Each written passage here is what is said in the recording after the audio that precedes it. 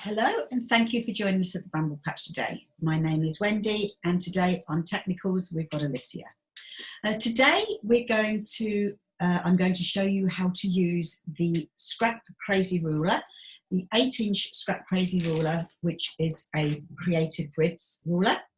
And at the end of the tutorial I'm going to just show you briefly how to do an envelope back for the cushion that we did last week. If you joined us last week, we did the advanced applique of the poppy. So today I will just show you how to do the envelope back for any cushion.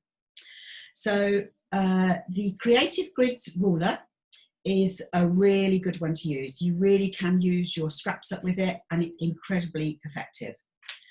So inside the ruler, you do get full instructions. And they are very easy to follow. They're really very, very good. Okay, so the Scrap Crazy square that we're going to make is this one. Okay, and you can use virtually any fabrics and it does look good. You can see at the front here, I've made a cushion, just a scatter cushion to go on the bed. I've used these fabrics in a quilt that I've made and these are the bits and bobs I've got left over. I've also made a little mat to go on the bedside table. I've also got a runner, a little runner here, which could go on the dining room table. This will go on actually on top of a set of drawers because this is actually for a bedroom. You can also do things with, so instead of using all different colours, you can even do it to have all the same colours, but it just makes things a little bit more interesting. And if you've got any bits and bobs left from a quilt, this is a good way to use them up. So in these you'll see that this particular cushion cover has got 4 blocks in it and they're just put together randomly. If you want to put them in a particular sequence you can, but these are just put quite randomly. The other thing that you can do with this is if you want to, you could actually put sashings between it. This actually is my daughter's quilt that she's making. And it's really, really pretty, all in autumnal colours. And she's just chose to put a very narrow sashing between the blocks just to define it a little bit. And I think you'll agree it looks absolutely gorgeous. I have used this ruler to make borders for quilts. And just to upsize it, these again are leftovers from a quilt that I've done. And this is going to be an outside border for a quilt, and I'll put another sashing in between it as well. So there are just a few little ideas that you can do.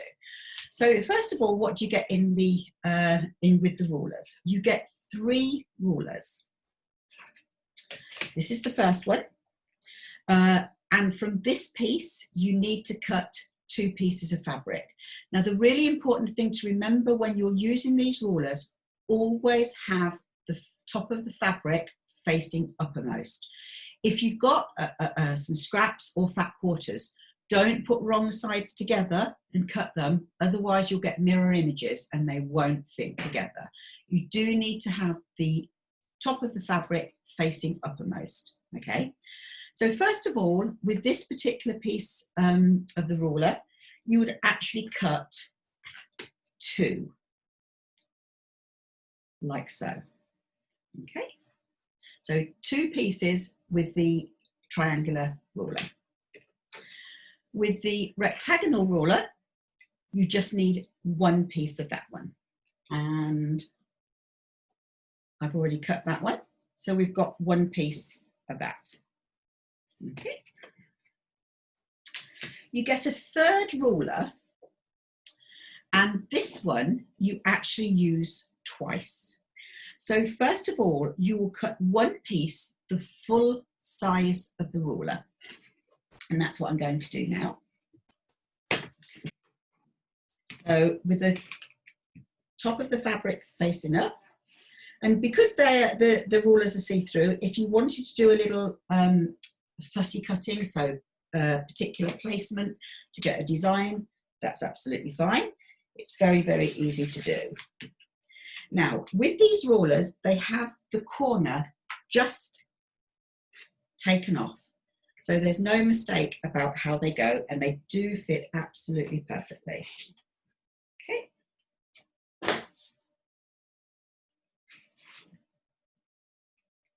Now, rather than me move the fabric, I'm just going to move my board. I'm just going to take that straight away up. Okay. So now I have one large piece of that ruler. Now what I need to do is actually use this once again, but it has a black line along here. And this is going to be the size of the second piece that we're going to use the ruler for. So all I need to do is make sure I've actually got a straight edge. I've just got a piece of scrap here. So I'll just cut that.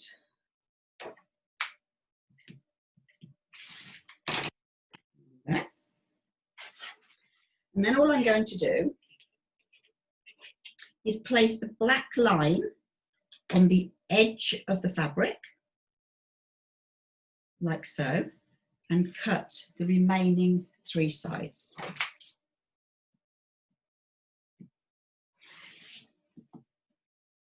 Just take that little corner off to make sure everything fits nicely.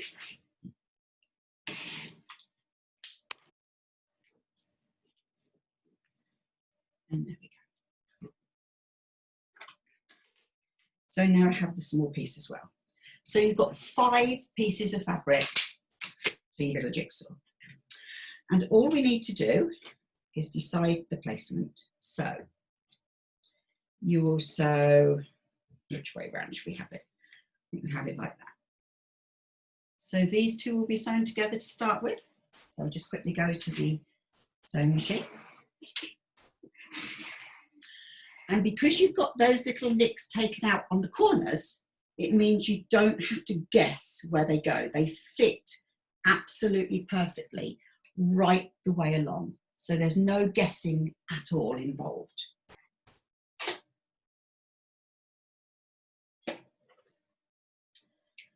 And I'm just going to sew along that edge.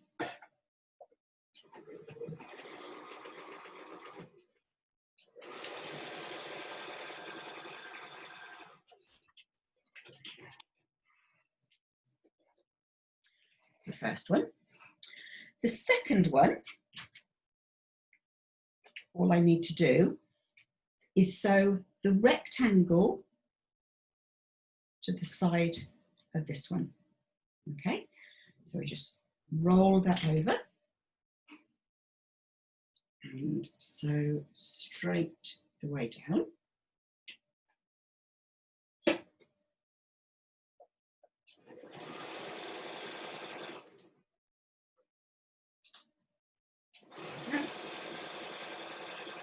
All the way down.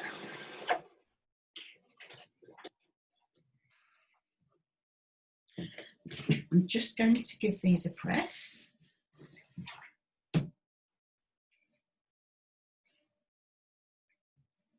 Just going to roll that over.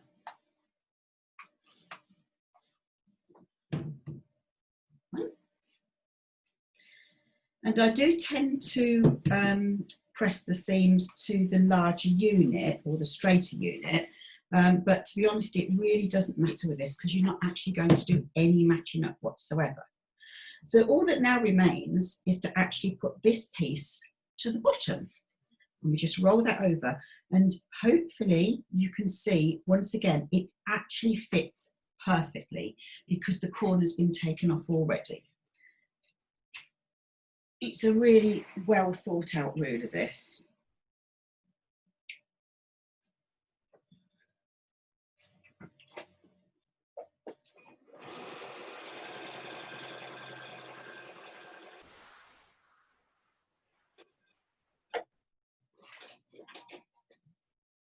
Once again, I'll give that a little press again.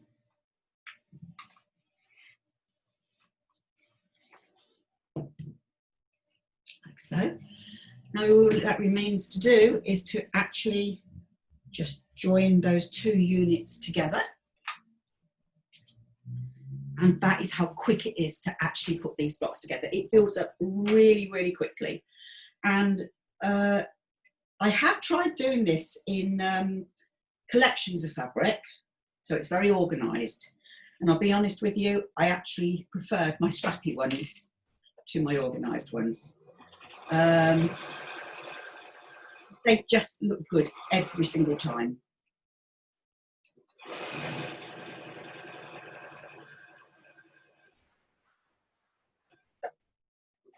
Okay.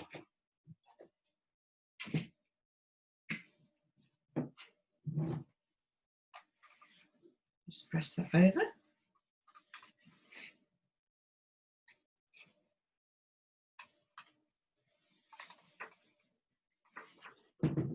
And as you can see, that is your block already made. So just to recap, you will join these two together here. You will join those two, and then the remaining one on the bottom. And once that is joined, you will then sew those together. And they build up really, really quickly. Okay, so that's how you use the Scrap Crazy ruler. All right, and I've used it so many times now, I don't even have to think about it. But do remember, always have the right side of the fabric facing uppermost. Okay, so that's how you use the Scrap Crazy ruler. So we're now going to move back to the envelope back cushion that we actually started last week with a poppy. So I just set those aside for now. And just to remind you, or for those that didn't see what we did last week, this was the cushion that we made last week. So last week I just showed you how to apply the applique to a Teflon sheet, which was then removed and put onto the actual cushion. Since last week, I had many poppies already made up. So once you've actually made this, you would then quilt it the way you want to, whether it be by hand, straight stitch, blanket stitch, satin stitch, whichever you choose to do. And then I've just put a piece of fabric on both sides, and then the top and the bottom. So the back of the cushion looks like this. So there are no zips, no buttons, no Velcro, no ties, nothing. Really, really smooth. And it all just tucks inside. Really simple and very, very practical. It's very comfortable if you're actually on the sofa, because you've got nothing that's going to catch on woolen garments or the loops of trousers for gentlemen. It's really good. So how do we actually make the envelope back? So for that particular cushion, it's a 16-inch cushion, and you need to cut 2 pieces of fabric the same size, so 16.5 inches wide by 12.5 inches in depth. And the only reason I'm saying it that way is because if you do ever do anything with the directional fabric, to make sure the orientation of the fabric is correct. So once you've cut your 16.5 by 12.5, all you need to do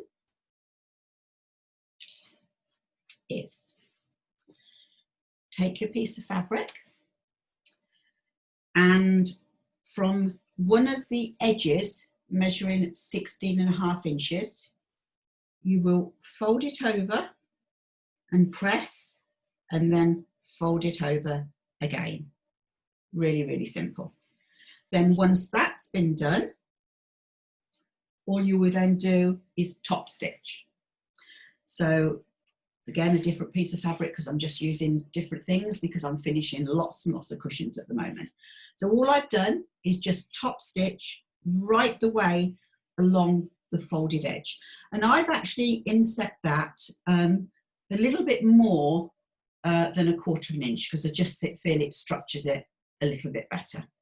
And then just give that a really nice press. Okay, so 16.5 by 12.5, 2 pieces of fabric, fold it once again, press it and top stitch. Okay. We then move on to how we do the placement for this. Now, I did actually put the pins in here, only because I wanted to make sure that I've got everything with me. So I'm just going to quickly remove those.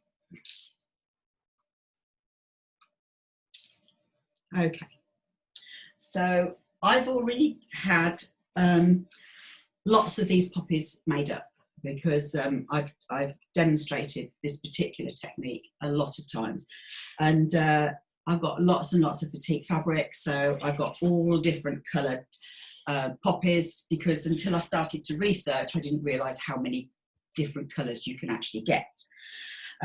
So this is done in batik fabric, and usually I actually straight stitch around these. On this occasion I did actually use a satin stitch, which is quite unusual. I usually straight stitch on these, but on most of my applique I actually blanket stitch. But I thought, since this is going to be a cushion, I just wanted it to fit in with the other things that it's going on the same day bed with. So I just get a little bit of press. Once I'd actually done all that, I have top stitched just on the inside of the light fabric, and then 1/4 inch the other side onto the green fabric as well. You can do it however you want to, it's just personal choice. So all I'm going to do now is I'm going to take the cushion top, and this is the orientation that it needs to be in. So I've got it facing me the correct way round. All I need to do then is take one of my pieces of fabric that I've already prepared and top stitched, and I'm going to lay that on the top of the cushion, because I want this piece to be overlaying the bottom piece and not the other way around. If it's a cushion that doesn't have an orientation, it doesn't make any difference, but otherwise I'd have the poppy standing on its head, and that's not really a good look. So I have just laid those on there, making sure that all of my edges and that this is actually straight. And that's looking pretty good to me, like so. So I've got the piece here that has the fold over and the top stitching on it. I then take my second piece, which is exactly the same, and I'm going to place this on the bottom edge in exactly the same way, like so. Now, I do actually like to pin these. A lot of times I don't use pins. This is one occasion where I do choose to pin. And the reason I'd like to do that is because if I'm sewing and this was to actually turn over, then it would actually stitch it at the wrong angle. So I want to make sure that that's lying nice and flat. And I will actually put a pin there. And I'll do exactly the same on the opposite side, like so. It's just to make sure that everything lays flat and it doesn't shift as you're sewing.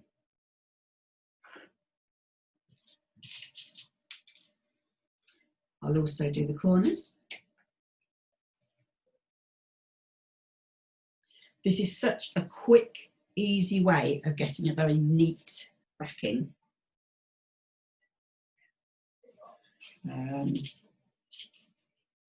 I don't tend to put buttons on backs because my husband or sons would catch them. Okay, I'm actually going to put another one here just to make sure that that doesn't move in any way. Okay, so now I'm ready to sew. So when I start sewing, I do tend to just lift it up and make sure I can see where the bottom edge is here, okay? And make sure I actually sew directly onto that because I want that anchored really nicely. And what I generally do, I sew all the way around the cushion, then I turn it through to make sure everything's caught nicely, nothing's gone wrong, no pleats are happening, and then I'll turn it back through and I'll stitch it a second time, because you know, as you sit on the sofa or the chair and lay back onto it, the expansion of the cushion will actually make the outer swell. So we don't want to make sure that nothing's going to come apart. So I'm just very quickly going to sew all the way around this, and I'm actually just unplug that so that I don't knock it over. Maybe I could pass that to Alicia. Thank you, Alicia. There we go. I do like these magnetic cushions, because you just swipe it up, clears up all your mess for you. Okay, so I'm just going to change the foot quickly on my sewing machine and put a wider one on. And I'm just taking that needle over. So I'm going to start from here to make sure that I catch this edging to start with.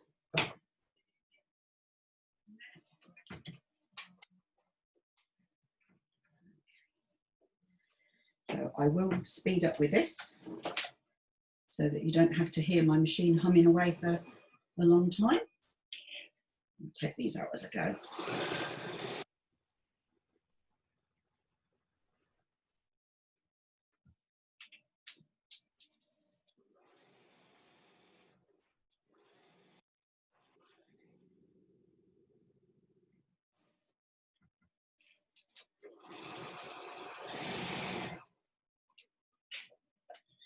Spin round.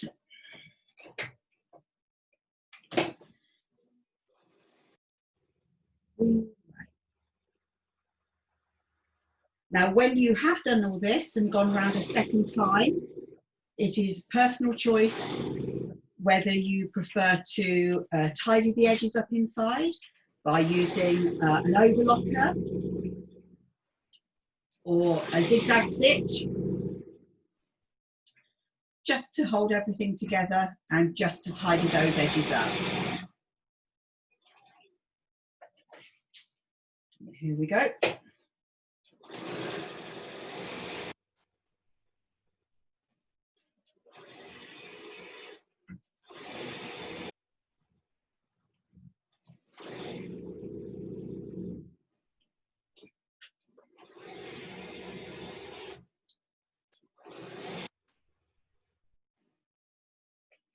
Take that one out.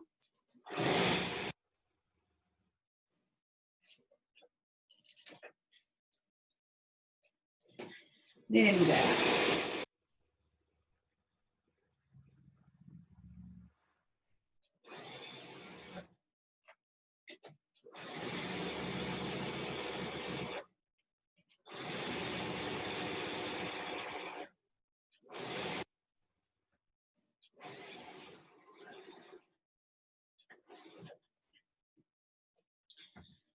Just going to take it up to the last seam to join where I started.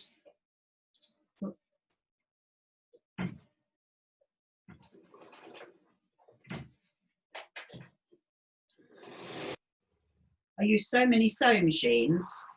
Some of the feet hover, some go up and down on their own, some don't. And I have to remind myself every time I hop from one sewing machine to the other, which one I'm using, which functions it has.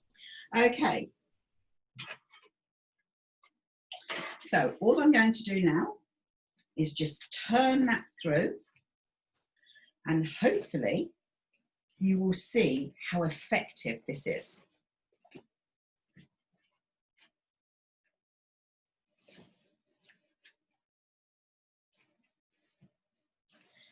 A little push. I always like to take the corners through as well, just to make sure that you've got nice square points on them. On this one, I haven't put a pipe in. On the one I've done with the Scrap Crazy ruler, you'll probably see I've got a lovely little piping all the way around it. And it's just as easy to use this envelope backing and just as neat using a piping as it is to use without.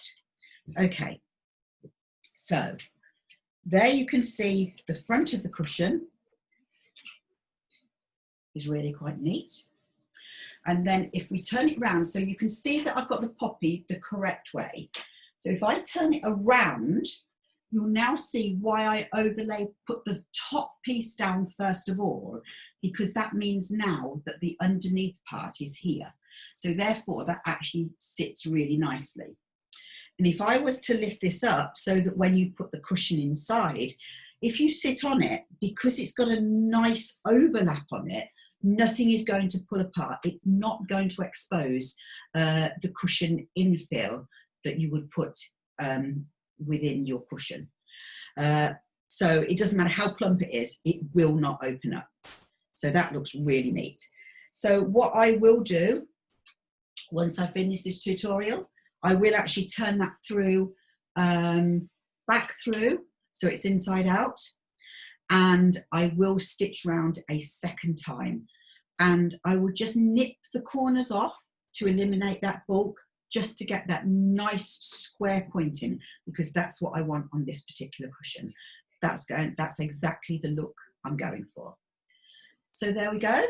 I hope you've enjoyed your watching the tutorial on the 8-inch Scrap Crazy ruler, and hopefully showing you the technique for using the envelope back. That will come in useful now and for future projects. So thank you for joining us today. From myself and Alicia and the rest of the Bramble Babes, bye-bye for now.